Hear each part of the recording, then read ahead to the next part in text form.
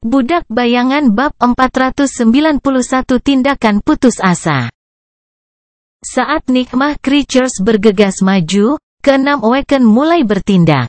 Keduanya dengan aspek elemental menyerang lebih dulu. Sesuatu melintas di udara, dan kemudian salah satu dari mereka tiba-tiba dikelilingi oleh cincin api yang berputar cepat. Piringan api kemudian terbang ke depan dan bertabrakan dengan kumpulan kekejian, membakar salah satu anjing dan membakar beberapa lagi. Yang lain mengangkat tangannya, dan pedang tipis yang terbuat dari udara bersiul saat menggigit daging salah satu pemburu, memotong salah satu lengannya di bahu. Sunni berkedip. Kamu telah membunuh monster jatuh. Makhluk mimpi buruk tercepat sudah menerjang para pembela. Gadis yang dia ajak bicara sebelumnya mengambil langkah maju dan menyerang dengan pedang tipis, menyerang leher anjing berduri dan membuka pembuluh darahnya dengan luka yang tepat. Dua lagi yang terbangun menutupinya dari samping, keduanya memegang perisai dan senjata memori mereka sendiri, satu pedang pendek, yang lain tombak baja. Yang terakhir melakukan sesuatu untuk menghalau anak panah yang sudah terbang ke arah tubuh mereka, tapi Sunni tidak tahu apa. Bayanganmu semakin kuat. The Awaken bekerja dengan baik. Mereka bertindak dengan koordinasi dan pandangan jauh ke depan yang memadai, melakukan segala daya mereka untuk memperlambat gelombang monster yang mendekat. Meski bukan elit, masing-masing dari mereka adalah petarung yang cakap. Mereka berani dan ditentukan. Namun, itu tidak akan cukup. Hampir tidak cukup untuk bertahan hidup, apalagi mencegah penjajah melarikan diri ke kota. Anda telah menerima memori. Apa yang harus dilakukan? Apa yang harus dilakukan? Tidak sepenuhnya menyadari apa yang dia lakukan, Sunni memerintahkan bayangan untuk membungkus dirinya di sekitar tubuhnya, dan agar ular jiwa meluncur kembali ke kulitnya. Segera, dia merasa jauh lebih kuat, kepalanya lebih jernih. Otot-ototnya bertepi dengan kekuatan mentah, 2 kali lipat dari yang dia miliki beberapa detik yang lalu. Napasnya menjadi lebih dalam. Sunni tahu bahwa ia harus memperlambat kekejian itu, lalu kembali berperang. Itulah satu-satunya cara. Membuat langkah maju, dia bergoyang sedikit, lalu meraih atap PTV yang ditinggalkan untuk membantu dirinya menjaga keseimbangan. Membungkuk, dia kemudian meraih bagian bawah kendaraan paduan berat dengan tangan lainnya. Mengirim semua esensinya mengalir ke seluruh tubuhnya, membanjirinya dengan kekuatan sebanyak yang dia bisa kumpulkan, dia kemudian menggeram dan menggali ke dalam paduan dengan jari-jarinya.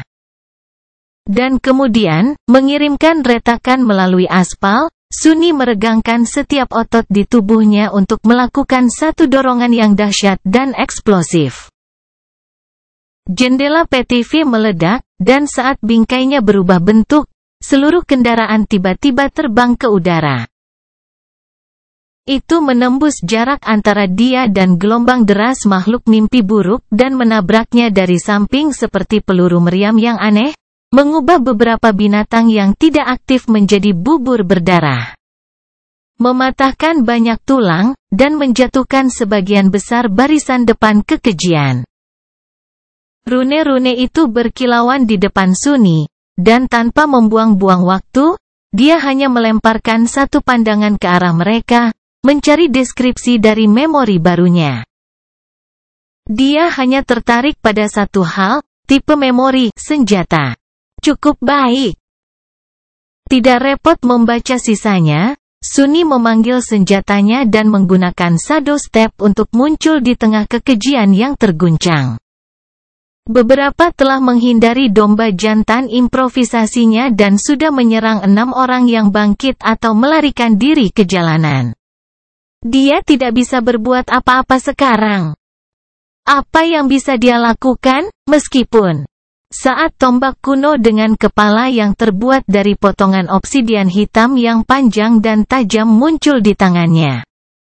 Dia menusukkannya ke tenggorokan salah satu hantu, lalu menggunakan ujung belakangnya untuk membanting dada yang lain. Kemudian, Sunny memutar tombaknya dan menjatuhkannya ke atas kepala seekor anjing pemburu, menghancurkan tengkoraknya dengan satu pukulan yang mengerikan. Sementara dia mencoba mengatasi dering di telinganya dan terus bertarung, lebih banyak makhluk mimpi buruk melewatinya. Dan masih banyak lagi yang muncul dari gerbang. Mati, mati, mati, mati. Bajingan sialan, mati lebih cepat. Mereka melanggar garis pertahanan. Suara kepala sekolah tampak tenang, mengingat situasinya. Sehingga anak-anak yang berkumpul di aula latihan tempur sekolah juga tidak panik. Namun demikian, mereka dapat merasakan bahwa orang dewasa ketakutan, dan ketakutan itu menyebar seperti infeksi. Anak-anak juga ketakutan. Bagi banyak anak yang lebih muda, ini adalah pertama kalinya mereka berada di dekat gerbang pembuka. Mereka yang lebih tua tahu apa yang harus dilakukan, secara teori. Hanya saja tidak ada yang bisa dilakukan. Tidak ada cukup waktu untuk mengevakuasi atau mencapai tempat perlindungan terdekat, sehingga pelajaran yang telah mereka pelajari menjadi sia-sia. Semua orang berkumpul di tempat terlindung di sekolah, gimnasium, dan berkerumun bersama. Anak-anak yang lebih kecil ditempatkan di tengah, yang lebih tua di dekat tepi, dengan guru berdiri paling jauh dari tengah. Instruktur tempur dipersenjatai dengan senjata memori yang sebenarnya, yang tampak mengancam dan indah. Setidaknya bagi Rain, yang belum pernah melihat gurunya menggunakan salah satu senjata aslinya sebelumnya. Bersamanya, instruktur lain. Dan beberapa pengawal yang kebetulan berada di dalam sekolah karena anak-anak yang orang tuanya sangat penting, ada 5 orang yang bangkit di antara mereka. Masing-masing bersenjata dan siap bertarung. Guru lain dan siswa yang lebih tua juga dipersenjatai, meskipun dengan senjata biasa. Rain sendiri sedang memegang pedang latihannya, menyadari untuk pertama kalinya betapa rapuh dan menyedihkannya pedang itu. Sebelumnya, pedang itu selalu tampak berbobot 1 ton dan terlalu tajam. Sekarang, dia berharap itu adalah senjata sungguhan, dan bukan hanya senjata latihan. Apa yang akan terjadi? Karena dia kebetulan berdiri di dekat kepala sekolah, dia melihat instruktur tempurnya melirik ke arahnya dan mengatakan sesuatu dengan suara rendah. Rain seharusnya tidak mendengarnya, kemungkinan besar, tapi dia melakukannya. Dia berkata, sungguh keajaiban bahwa mereka bertahan selama itu, sungguh. Hanya 7 dari mereka. Saya tidak tahu siapa orang-orang ini, tetapi mereka seharusnya kewalahan pada menit pertama. Kewalahan. Tapi, jika 7 kebangkitan seharusnya mati dalam waktu kurang dari 1 menit, lalu bagaimana dengan 5 yang melindungi kita? Hujan tiba-tiba terasa dingin dan ketakutan. Semuanya tampak tidak nyata. Bagaimana hal seperti ini bisa terjadi? Sekolah ini sangat prestisius dan mahal, dan begitu banyak orang penting menyekolahkan anaknya ke sini. Tentunya pertahanan. Seolah menjawab pikirannya, suara tembakan yang teredam menembus dinding dan membuat tubuh semua orang menggigil. Menara otomatis telah online, yang berarti ada makhluk mimpi buruk mendekat. Ayah Rain bekerja untuk pemerintah, menangani hal-hal yang berkaitan dengan dukungan logistik dari yang bangkit, dan meskipun dia tidak suka membicarakan pekerjaan, dia tahu lebih banyak tentang masalah ini daripada kebanyakan anak seusianya. Karena itu, dia mengerti betapa tidak efektifnya senjata biasa melawan makhluk mantra, terutama yang memiliki peringkat lebih tinggi. Jadi dia hanya berharap. Sesuatu pecah dengan bunyi yang memekakkan telinga, dan seluruh gimnasium tiba-tiba bergetar. Kutukan! Rain mencengkeram gagang pedangnya lebih erat, dan berbalik ke arah asal hantaman itu dengan wajah pucat. Matanya melebar. Ratusan meter jauhnya, dalam kumpulan makhluk mimpi buruk, Sunni mengirim kekejian lain ke neraka, membuang tubuhnya, dan menggeram. Ada begitu banyak dari mereka. Terlalu banyak. Melalui bayangan yang bersembunyi di samping Rain, dia melihat monster-monster yang melewatinya dan para pembela lainnya telah mencapai sekolah. Dia juga melihat semakin banyak makhluk datang melalui gerbang. Binatang buas, monster, dan iblis, bangkit dan jatuh. Tidak ada habisnya bagi mereka. Dan dia sangat lelah dan semakin lemah, cepat. Tubuhnya berada pada batasnya, cadangan esensi bayangannya mengering. Dan bahkan Mantle of the Underworld menunjukkan tanda-tanda berusaha keras untuk menahan hujan pukulan yang tak henti-hentinya yang tidak dapat dia hindari lagi. Merasakan darah mengalir di wajahnya, Sunni sekilas melirik ke arah sekolah yang jauh, lalu kembali ke gerbang. Dan kemudian, dia menggigil. Sesuatu telah berubah. Sesuatu akan datang. Dalam kegelapan gerbang, siluet baru muncul. Sesaat kemudian, semua hewan yang mengelilinginya membeku, lalu melolong penuh kemenangan, seolah menyambut makhluk baru itu ke dunia nyata. Penjaga gerbang telah tiba. Budak bayangan bab 492 penjaga gerbang. Sunni menatap ke arah gerbang, untuk sesaat dilumpuhkan oleh rasa takut. Kemudian, dia melepaskannya dan bertarung dengan kelelahan, bergegas untuk membunuh sebanyak mungkin kekejian sebelum penjaga keluar dari gerbang. Dia memiliki firasat bahwa setelah itu, tidak akan ada kesempatan untuk memperhatikan mereka. Apakah itu penjaga? Sudah berapa menit? Dia tidak tahu. Di suatu tempat di sepanjang jalan, Sunni telah kehilangan hitungan waktu. Yang dia tahu hanyalah bahwa itu belum cukup lama. Sementara itu, sesosok raksasa muncul dari kegelapan gerbang. Dan seperti itu, api merah yang menyala di rongga mata hantu kuno yang kosong menyala lebih terang. Mulut mereka yang mati terbuka untuk menghasilkan serangkaian lolongan yang mengancam. Sial! The Guardian tingginya lebih dari 4 meter, tubuhnya yang kering menyerupai para pemburu purba dan iblis yang pernah dilawan Sunni, tetapi pada saat yang sama jauh lebih menakutkan. Dia memegang tombak panjang. Bilahnya dipotong dari satu lempengan obsidian dan ditutupi dengan begitu banyak noda darah kuno yang kering sehingga seolah-olah batu itu sendiri telah menyerapnya dan berubah menjadi merah tua. Raksasa itu mengenakan baju besi kulit yang rumit, jauh lebih kuat dan mengesankan daripada hantu yang lebih rendah, dengan potongan besi kebiruan yang aneh ditenun di atasnya. Pergelangan tangannya memiliki lusinan gelang yang terbuat dari besi dan tulang, dan di pundaknya ada jubah yang dibuat dari kulit monster yang menakutkan.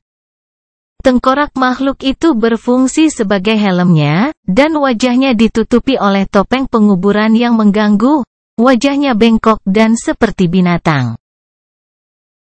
Topeng dan tengkorak di kepalanya, masing-masing memiliki 3 mata, keenamnya memancarkan sinar merah yang kuat dan jahat. Sunni merasakan hawa dingin menggigil di punggungnya. Apa? Benda apa itu? Dia tidak tahu makhluk seperti apa kepala suku kuno itu, tapi tidak ragu bahwa dia adalah tiran yang jatuh. Dan yang sangat kuat, pada saat itu. Mungkin gerobak tempat hantu-hantu ini berasal telah dibangun untuk mengubur ancaman kuno ini. Dan topengnya memiliki 3 mata. Apapun dengan 3 mata membuat Sunni bergidik, karena alasan yang tidak sepenuhnya dia mengerti. Setelah Forgotten Shore, dia tahu bahwa ini pertanda sesuatu yang terlalu buruk untuk dia ketahui. Bisakah dia membunuh Tyrant jatuh? Mungkin jika dia punya banyak waktu untuk mempersiapkan dan mempelajari musuhnya, dan menyerang dari balik bayangan. Tapi sekarang, dengan Sunny kelelahan dan babak belur, esensi bayangannya habis, dan ratusan makhluk mimpi buruk mengelilingi tuannya dalam permuliaan yang haus darah, dia tidak punya kesempatan. Tidak sama sekali. Ya, mungkin yang sangat kecil. Dan apalagi yang akan dia lakukan selain mencoba dan melawan, meletakkan ekornya di antara kedua kakinya dan melarikan diri? Ya, tentu. Kenapa tidak? Sunny bukanlah semacam pahlawan, dan dia juga tidak pernah ingin menjadi pahlawan. Tapi dia tidak akan lari dulu. Saat Nikmah Creatures memperbaharui serangan mereka dengan kemarahan yang lebih dahsyat dari sebelumnya, dia menggertakkan giginya dan mengacungkan tombak obsidian. Merasakan gaya pertempuran primal dari hantu kuno meresap ke dalam tulangnya. Sunny belum selesai menumpahkan darah. Dia masih memiliki sedikit pertarungan tersisa dalam dirinya. Di gimnasium, keheningan dan ketakutan berubah menjadi kekacauan dan kepanikan. Dinding sekolah telah ditembus, dan makhluk mimpi buruk merangkak masuk. Kegilaan membara di mata kosong mereka yang menakutkan. Kembali, kembali. Anak-anak didorong ke salah satu dinding, guru berdiri di antara mereka dan monster mengerikan dengan senjata biasa di tangan mereka yang gemetaran. The Awakened terlibat dalam pertempuran sengit, tetapi hanya mereka berlima tidak cukup untuk menghentikan semua kekejian. Tidak dapat dielakkan bahwa cepat atau lambat, beberapa kekejian pasti akan berlalu. Dan segera, mereka melakukannya. Seekor binatang buas raksasa yang mengerikan yang menyerupai serigala neraka. Paku merah bergerigi tumbuh melalui daging hitamnya dan tetesan air liur jatuh dari rahangnya, melepaskan diri dari pertempuran dan menerjang anak-anak. Rain belum pernah melihat sesuatu yang begitu tak terbendung. Bagaimana orang bisa melawan hal seperti itu? Tidak mungkin manusia bisa. Namun, para guru mencoba. Beberapa dari mereka menarik busur mereka, tetapi anak panah itu meluncur begitu saja dari bulu hitam berbintik-bintik anjing neraka itu. Kepala sekolah mencoba menghentikan makhluk itu dengan tombak yang berat, tetapi terlempar begitu saja, senjatanya beterbangan dari tangannya. Dan kemudian, tidak ada orang lain yang berdiri di antara monster itu dan anak-anak yang tak berdaya. Tuhan, sialan, Sunny berada di ujung talinya. Yang, dalam arti tertentu, tepat berada di tempat yang dia inginkan. Dia tidak berusaha menghentikan banjir makhluk mimpi buruk dengan membunuh mereka semua lagi. Itu tidak mungkin, dengan berapa banyak, dan berapa banyak yang datang dari gerbang setiap detik. Namun, dia berusaha menarik perhatian sebanyak yang dia bisa. Semua perhatian, sungguh. Dan untuk mencapai itu, dia harus melakukan satu hal sederhana. Dia harus menyerang Tyrant. Seberapa sulitkah itu? Ayo cari tahu. Sunny tidak berencana bertengkar berkepanjangan dengan kepala suku Barrow sialan itu, atau apapun sebutannya. Dia hanya akan bertukar satu. Mungkin dua serangan dengan bajingan menakutkan itu, mudah-mudahan memberinya luka kecil, dan shadow step aman. Cukup sudah cukup. Dia tahu batasannya. Merobek masa kekejian, Sunny memotong jalan berdarah menuju tiran raksasa, dan akhirnya muncul di depannya. Begitu topeng penguburan dengan 3 mata merah membara berbelok ke arahnya, Sunny tiba-tiba merasa kecil dan lemah. Rasa sakit yang dia rasakan di tubuhnya yang babak belur melonjak, dan erangan yang tidak disengaja keluar dari bibirnya. Dia hanya ingin berhenti dan jatuh ke tanah. Berlutut. Ark. Serangan pikiran. Apa? Itu saja. Bajingan, kamu seharusnya bertemu Gun Lao. Belajar bagaimana benar-benar membuat orang gemetar ketakutan. Dan juga, topengnya sendiri jauh lebih menakutkan daripada benda kasar yang menutupi wajah tiran itu. Berjuang melalui kutukan yang menindas, Sunni menerjang ke depan dan mengangkat tombaknya yang berlumuran darah. Namun, dia tidak mendapat kesempatan untuk menyerang. Meskipun sepertinya Tyrant of the Barrow tidak bergerak dengan tergesa-gesa, tangannya melesat ke arah Sunni dengan kecepatan yang mengerikan sehingga dia hampir tidak punya waktu untuk bereaksi. Raksasa itu bahkan tidak menganggap perlu menggunakan senjata, berniat menghancurkannya dengan kepalan tangan. Membuat Mantle of the Underworld seberat yang dia bisa, Sunni memutar gagang tombak dan memegangnya dengan kedua tangan, tahu untuk membelokkan pukulan bukannya menahannya. Dia seharusnya bisa. Tinju raksasa kering yang terhubung dengan tombak kuno.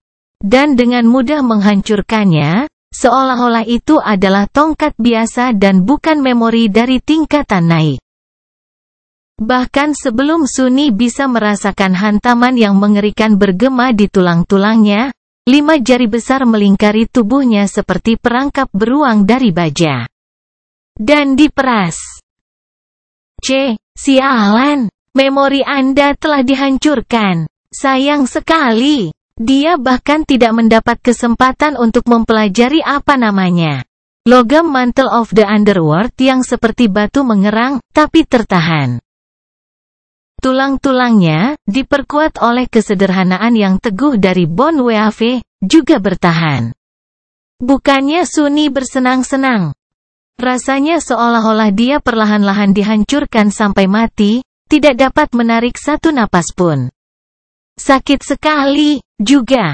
Jauh lebih buruk dari itu, sebenarnya. Tapi lebih buruk lagi, saat tiran itu memegangnya, dia tidak bisa menggunakan shadow step. Dia tidak bisa melarikan diri. Aku pikir, aku mengacau. Saat Sunni meronta dalam cengkeraman besi sang tiran, raksasa itu sedikit memiringkan kepalanya, dan dengan mudah mengangkatnya dari tanah, mendekatkan mangsanya ke 3 mata merah menyala. Budak Bayangan bab 493 Kedatangan Kematian. Sunni mengertakkan gigi dan mengerang, merasakan seluruh tubuhnya perlahan-lahan dihancurkan oleh kepala suku Barrow Hurait yang mengerikan.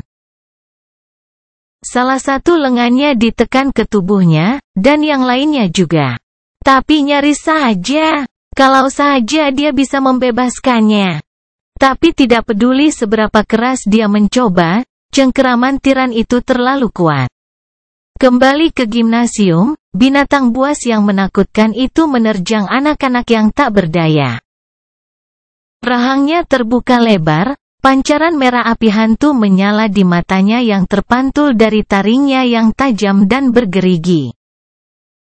Itu terbang langsung ke Rain, beberapa saat lagi dari menutup rahangnya di tenggorokannya. Dia merasa lumpuh karena ketakutan, sangat ingin lari, tetapi tidak bisa bergerak. Apakah ini cara dia akan mati? Tidak mungkin. Tapi itu, tiba-tiba, percikan emosi gelap yang aneh muncul di hati Rain. Mati? Tidak seperti ini. Aku menolak. Dia memegang pedang, bukan? Bahkan jika benda itu akan melahapnya, Rain bertekad untuk mati dalam pertempuran, seperti yang diajarkan padanya.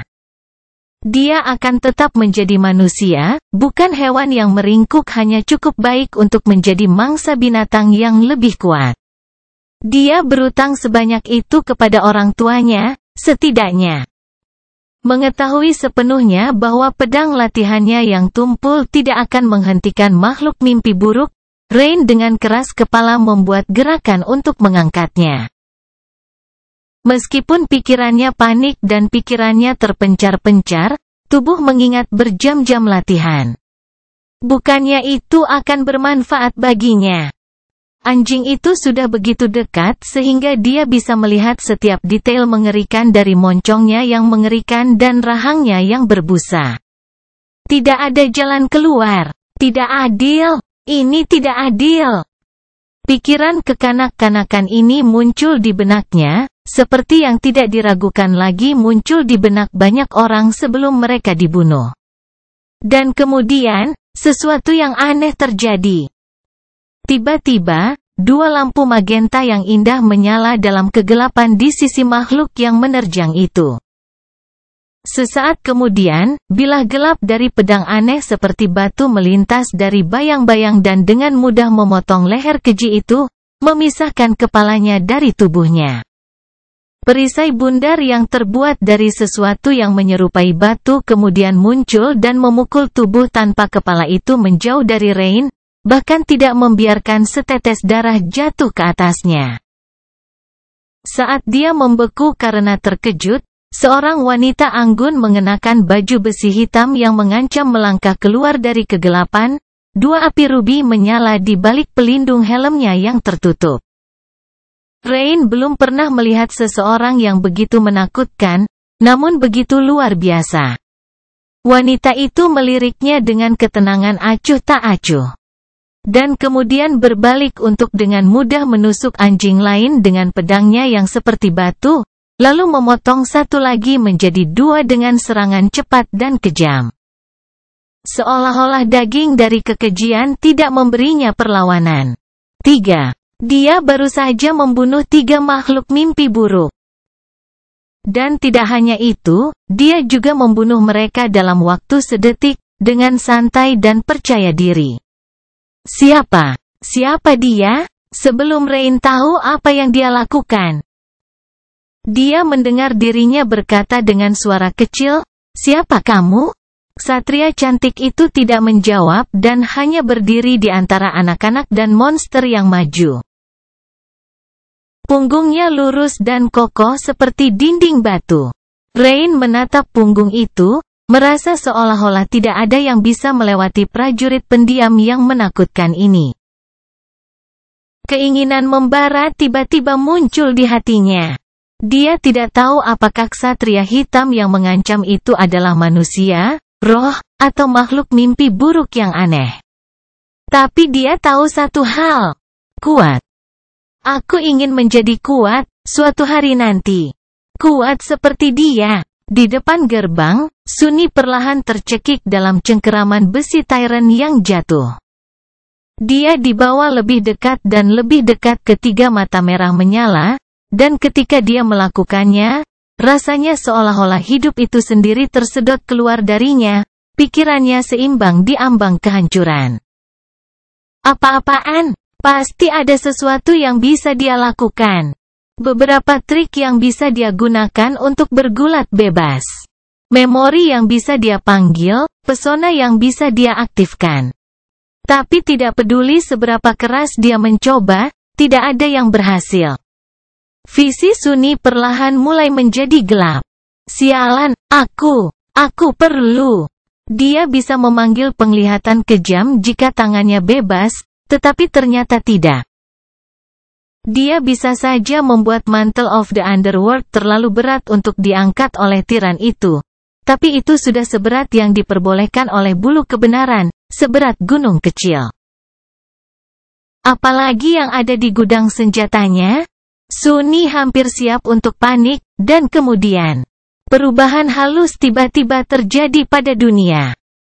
Jika mudah dilewatkan atau dibuang, lebih merupakan perasaan daripada perubahan yang sebenarnya. Sunni hanya menyadarinya karena anehnya terasa familiar. Rasanya seolah-olah seluruh dunia tiba-tiba menjadi lebih dingin beberapa derajat. Tapi mengapa itu? Namun, sebelum dia dapat mempertimbangkan dengan baik arti dari perubahan halus itu, sesuatu melintas di udara, dan tiba-tiba, Sunni bisa bernapas lagi. Dia bisa melakukannya karena tangan yang memegangnya tidak lagi terhubung ke tubuh tiran itu, lengannya terpotong bersih di siku. Apa? Sunni jatuh ke tanah dan berguling saat semburan darah mendidih keluar dari tunggul yang dulunya adalah lengan kepala suku Quraisy, menguap dan berubah menjadi awan kabut merah yang menghanguskan. Apa yang baru saja terjadi?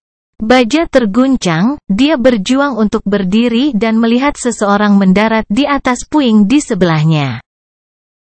Itu adalah seorang wanita cantik yang tampaknya berusia akhir 20-an. Dia mengenakan seragam biru tua dengan tanda pangkat perak dan sepatu bot kulit, rambut pendeknya sehitam bulu burung gagak, dan kulitnya seputih salju. Matanya yang biru sedingin es lebih dingin dari jangkauan terdalam dari neraka beku. Di tangannya, wanita itu memegang glaive yang muram. Tetesan darah mendidih dengan cepat berubah menjadi es di bilahnya yang ramping. Dia tampak seperti kematian sendiri. Master Jet, memang, itu adalah Soul Reaper Jet. Kavaleri telah tiba. Budak Bayangan Bab 494 Kavaleri. Sunni tidak pernah sebahagia ini bertemu dengan siapapun sepanjang hidupnya. Master Jet tiba tepat pada waktunya, menyelamatkannya dari keharusan menyesali keputusan mengirim Sein untuk membantu Rain. Belum lagi dia sangat menyenangkan untuk dilihat. Lebih penting lagi, melepas lengan Valentine dengan satu serangan. Bahkan untuk Ascended, ini adalah prestasi yang luar biasa. Tiran bukanlah makhluk yang biasanya berani ditantang sendirian. Sebaliknya, itu adalah kengerian yang ditakuti yang mampu memusnahkan seluruh kelompok pejuang yang berpengalaman dan tangguh dalam pertempuran. Master jarang bekerja sama, hanya karena jumlah mereka terlalu sedikit dan terlalu banyak untuk dilakukan masing-masing. Tapi menghadapi seorang tiran adalah salah satu hal yang mendorong mereka untuk bersatu. Dan meski begitu, tidak semua orang dijamin akan kembali dari pertarungan. Sungguh, Guru Julius tidak melebih-lebihkan ketika dia mengatakan bahwa bahkan orang suci pun waspada terhadap Soul Reaper Jet. Namun, meskipun pintu masuknya spektakuler, apakah dia bisa melawan tiran dan bertahan? Meski kepala suku terluka parah, luka itu berasal dari serangan mendadak. Sekarang dia kehilangan keuntungan, segalanya bisa berubah sangat cepat. Seolah menjawab pikirannya, Master Jet meliriknya. Terlepas dari kenyataan bahwa mereka dikelilingi oleh tumpukan mayat. Raksasa menakutkan menjulang di atas mereka seperti pertanda malapetaka, senyum tak terduga tiba-tiba muncul di wajahnya yang dingin. Topeng keren! Dengan itu, Soul Reaper melompat ke depan, berubah menjadi buram biru. Gerakannya begitu cepat sehingga Sunni hanya bisa melihatnya karena dia adalah seorang yang bangkit, indranya jauh lebih unggul daripada manusia biasa. Beberapa hal terjadi pada saat bersamaan. Glaive muram terbang menjauh saat berputar cukup cepat untuk muncul sebagai lingkaran buram. Itu memotong petak berdarah dalam kumpulan kekejian, mengeluarkan isi perut selusin dalam hitungan detik saat bergerak dalam busur lebar. Pada saat yang sama, Master Jet melesat melintasi aspal yang berlumuran darah dan pecah dan muncul di belakang tiran, lalu menangkap pedang itu dan segera menerjang ke depan dengan dorongan yang menghancurkan. Namun, kepala suku jauh lebih cepat. Tombaknya tampak hampir berteleportasi ke jalur glaive, diposisikan untuk blok yang tak tergoyahkan. Sesuatu yang aneh terjadi kemudian. Senjata Master Jet tiba-tiba berubah menjadi hantu dan bercahaya menakutkan, dan hanya melewati batang ketombak, lalu dengan mudah menembus. Tidak, menembus baju besi makhluk itu, mengubur dirinya jauh di dalam dadanya. Tepat di mana salah satu inti jiwa seharusnya berada. Apa yang... Namun, hal-hal tidak berjalan seperti yang dia rencanakan. Sunny mendapat kecurigaan itu karena sedikit cemberut yang muncul di wajah Jet, dan fakta bahwa tiran itu tidak melambat sedikit pun. Alih-alih jiwanya rusak atau salah satu intinya hancur, bajingan itu hanya mengambil langkah maju dan mengangkat tombaknya, yang tiba-tiba menyala dengan cahaya menyilaukan dan membanjiri area tepat di depan gerbang dengan cahaya merah yang mengancam. Sunny menghela napas. Ya, itu isyaratku untuk keluar dari sini. Ini bukan pertempuran yang bisa dia tangani, setidaknya tidak dalam kondisinya saat ini. Master Jet tampaknya mengendalikan situasi, bahkan jika dia bukan tandingan Barrow Chieftain, dia setidaknya akan dapat menghentikannya sampai pasukan pemerintah lainnya tiba. Sunny, di sisi lain, mungkin hanya akan terhapus dari keberadaannya oleh dampak destruktif yang pasti akan dihasilkan oleh pertempuran mereka. Karena Sein baik-baik saja di gimnasium sekolah, melindungi anak-anak dan guru, dia juga tidak perlu khawatir tentang Rain. Yang tersisa hanyalah melakukan. Apakah untuk mendapatkan lebih banyak fragmen bayangan dan, mudah-mudahan, 1 atau 2 memori tambahan sementara Soul Reaper melakukan pekerjaan berat? Tentu saja, untung dia tiba jauh lebih cepat dari 13 menit, meskipun karyawan yang patut dicontoh. Saya mulai mengerti mengapa Master Jet sepertinya selalu kurang tidur. Saya harap pemerintah memberinya kenaikan gaji. Dengan itu, Sunny mengangkat dirinya dari tanah dan menggunakan shadow step untuk muncul di dekat 6 orang yang bangkit, yang hampir dikuasai oleh makhluk mimpi buruk yang maju. Sejujurnya, merupakan keajaiban bahwa mereka semua masih hidup. Memanggil Odachi sekali lagi, Sunny menebas seorang pemburu yang membidik wanita muda yang dikenalnya dengan busur, dan memberinya pandangan sepintas. Sesuatu meledak di belakangnya, ke arah Master Jet melawan tiran itu, melukisnya dengan warna merah tua. Tuan Mongrel, apa yang harus kita lakukan? Bukankah itu sudah jelas? Lari. Idiot. Meringis di balik topeng hitam yang menakutkan, Sunny membuka mulutnya dan berkata.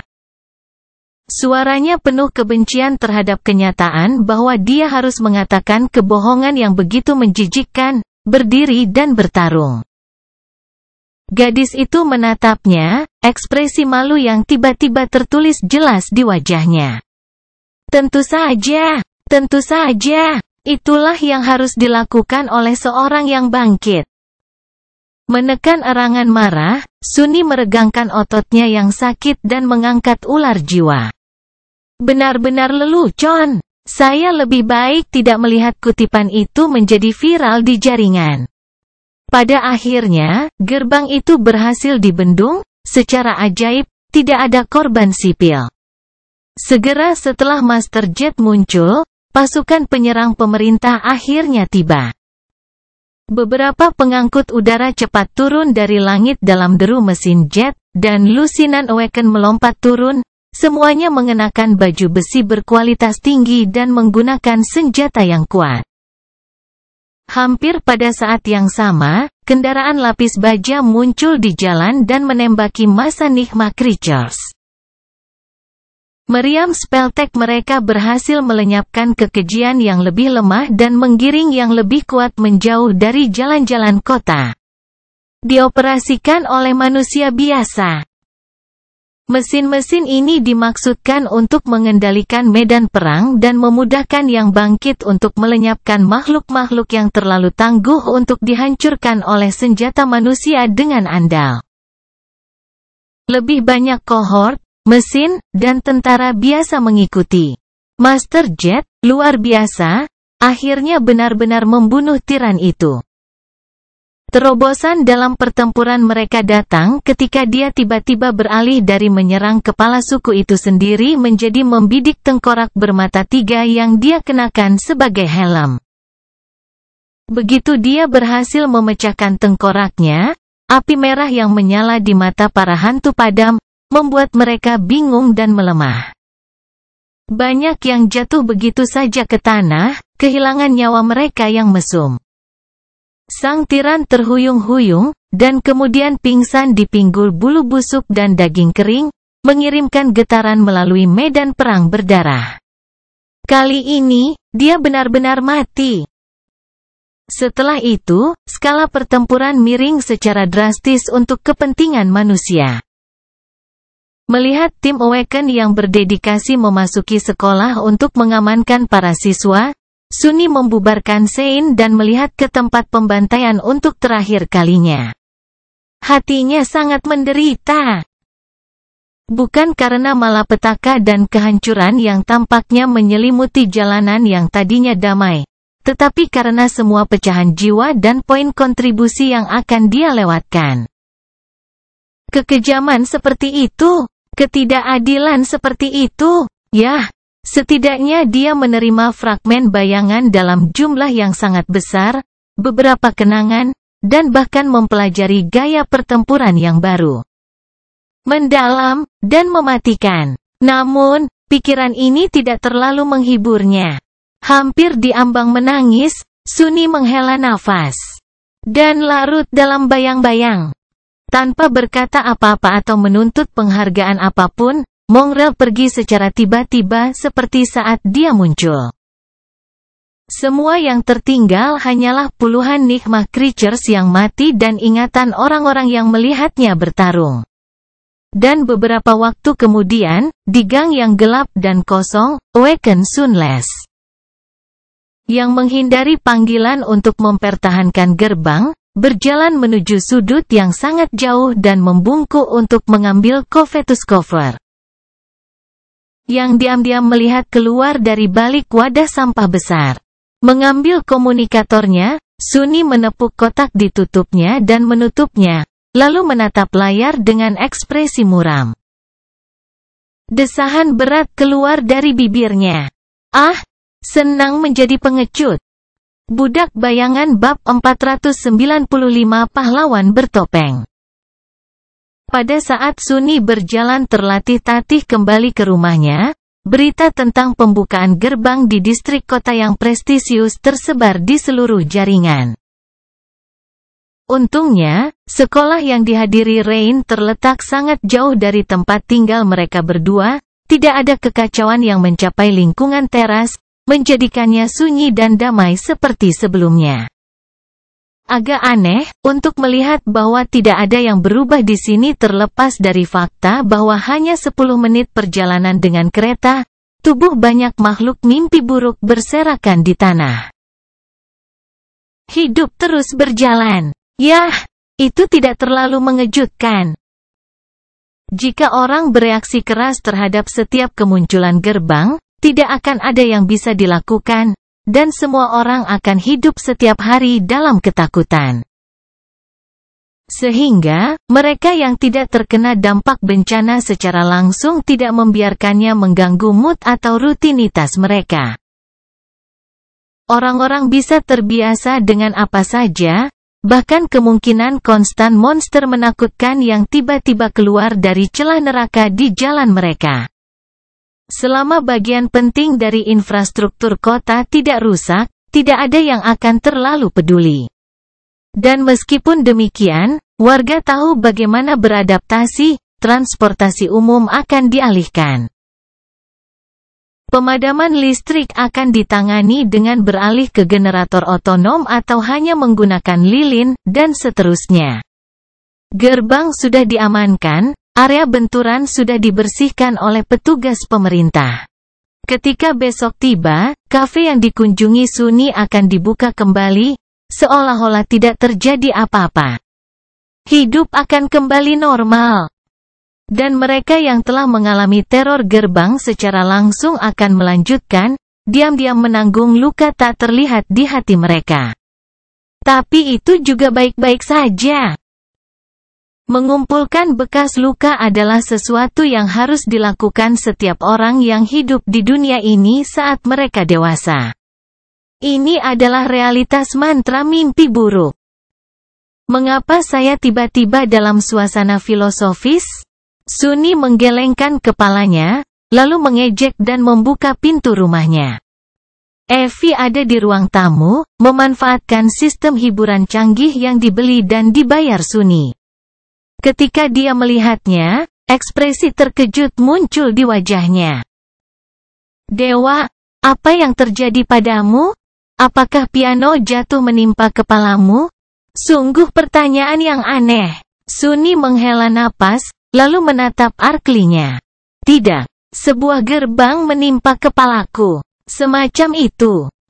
Benda sialan itu dibuka tepat di dekat sebuah kafe yang kadang-kadang aku kunjungi. Mereka menjual kue-kue yang luar biasa, jadi. Kabar baiknya adalah, aku berhasil menyelesaikan kueku. Sebelum keluar, Evie memberinya tatapan kaget. Astaga, Anda berada di dekat kekacauan itu?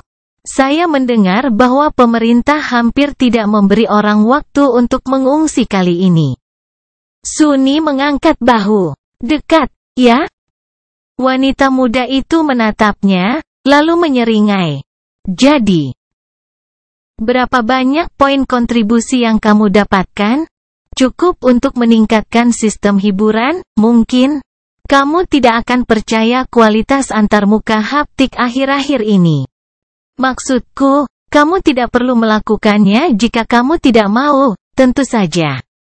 Hanya sesuatu untuk dipertimbangkan. Dia menggertakkan giginya dan menghela nafas frustrasi. Tidak ada. Aku tidak mendapatkan apa-apa, oke? Evie berkedip beberapa kali, lalu menatapnya dengan sedikit kecewa. Ya, tidak perlu emosional. Tidak ada salahnya menghindari perkelahian seperti itu. Semua orang ingin hidup, kau tahu. Sunny melambaikan tangan dengan sedih, lalu berbalik. Ya, aku tahu. Bagaimanapun, aku akan mandi. Bersenang-senanglah, meninggalkan tamunya. Yah, lebih seperti teman serumah yang tak diundang. Sendirian di ruang tamu, Sunny pergi dan menyiapkan pemandian es untuk dirinya sendiri.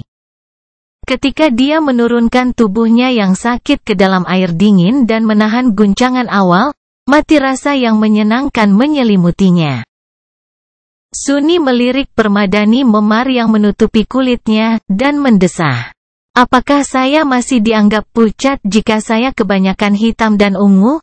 Wah, saya selalu ingin berhenti menjadi pucat. Tapi tidak seperti ini. Dia memejamkan mata dan santai, menikmati mandi es. Tak satu pun dari lukanya yang cukup serius untuk dikhawatirkan, jadi dia hanya harus menunggu tubuhnya sembuh sendiri. Itu akan memakan waktu beberapa hari, yang Sunny benar-benar ingin habiskan untuk bermalas-malasan dan tidak melakukan apa-apa. Bukankah itu mimpi? Setelah beberapa saat, dia merasa bosan dan memutuskan untuk melakukan sesuatu yang produktif. Dia bisa memeriksa berapa banyak yang telah dia peroleh dalam pertempuran berdarah, atau melihat apakah seseorang hampir menghubungkannya dengan mongrel. Sunny berpikir sejenak, lalu meraih komunikatornya. Mari kita lihat tingkat kerusakannya dulu. Beberapa saat kemudian, erangan rendah keluar dari bibirnya. Oh demi mantra. Berita mengejutkan. Sensasi online misterius mongrel kembali ke gerbang dua kategori seorang diri. In the Shadow of a Lord, sikap heroik mongrel tertangkap kamera. Siapa Lord Mongrel? Pahlawan pemberani yang dibicarakan semua orang? Jawabannya mungkin mengejutkanmu. Kami sudah tahu semuanya. Mongrel adalah seorang wanita yang dikonfirmasi. Berdiri dan berjuang, kata-kata untuk hidup. Mongrel menolak untuk menyerah. Sunny menatap layar komunikator dengan kebencian, lalu menekan keinginan untuk menghancurkannya dengan tinjunya. Ada apa dengan orang-orang? Rupanya, sedikit penampilannya baru-baru ini direkam. Gelombang kejut gerbang pembuka seharusnya mengacaukan elektronik, tetapi satu kamera secara ajaib selamat. Gambar itu benar-benar berbutir dan tergagap setiap beberapa detik. Tetapi dia bisa melihat sosok gelap bergerak melalui kumpulan makhluk mimpi buruk, ular jiwa berkedip melalui kabut berdarah. Bilahnya dikelilingi oleh lingkaran cahaya hitam. Gaya bertarung Barrow Rates dan kebutuhannya untuk menumpahkan darah sebanyak mungkin menambah lapisan kebrutalan ekstra pada rekaman. Membuatnya tampak seperti iblis yang melarikan diri dari neraka tanpa cahaya. Sunni meringis seolah kesakitan, dan dengan ragu-ragu melihat ke bawah, ke meja penayangan di bawah video. Saat melihatnya, komunikator terlepas dari tangannya dan jatuh ke air. Untung tahan air. Sialan. Yah, kamu sudah melakukannya sekarang, bodoh. Selamat. Anda telah menjadi mainstream.